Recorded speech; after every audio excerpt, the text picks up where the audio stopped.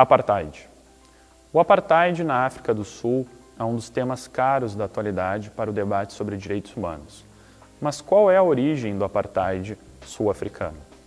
A África do Sul é um país em que temos uma população branca e uma população negra, uma população indiana e também de outros grupos asiáticos. Como que se formou este país? A origem da população branca na África do Sul remonta ao século XVII. A Companhia das Índias Ocidentais holandesa povoou a região no século XVII. Era uma situação estratégica, o Cabo da Boa Esperança. Com o tempo, a população branca foi ganhando autonomia, e inclusive autonomia frente aos próprios holandeses. Eles começaram a se situar como africanos, como afrikaners, na sua própria língua e o seu próprio desenvolvimento. Os ingleses, no século XIX, dominarão a região sul-africana e entrarão em conflitos com os afrikaners. Os ingleses, em 1834, proibiram a escravidão e, por isso, os afrikaners entrarão em conflitos. Entrarão mais território africano, fugindo do jugo inglês, onde criarão seus próprios países, a República de Orange e a República Sul-Africana.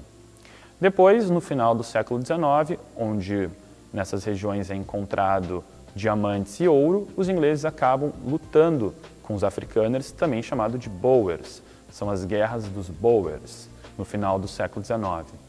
No início do século XX, 1910, ingleses e os afrikaners, a população branca que coloniza o sul da África, entram num acordo. E o poder vai passando gradativamente ao Partido Nacional ou Partido Afrikaner, que vai dominando a África do Sul e excluindo as populações negras, que ficam com somente 7,5% do território da África do Sul. Em 1948, é instaurado oficialmente e legalmente o regime do apartheid, que no idioma afrikaner significa separação. Nesse momento, a cidadania é totalmente tolhida dos negros africanos e das diversas etnias. Nelson Mandela cria o Congresso Nacional Africano para fazer resistência a essa frente africana e racista. Durante as décadas de 70 e 80, a luta continua. No final da década de 80, o sistema começa a desmoronar e o próprio presidente que assume, Frederick de Klerk, começa a tirar as medidas segregacionistas da África do Sul.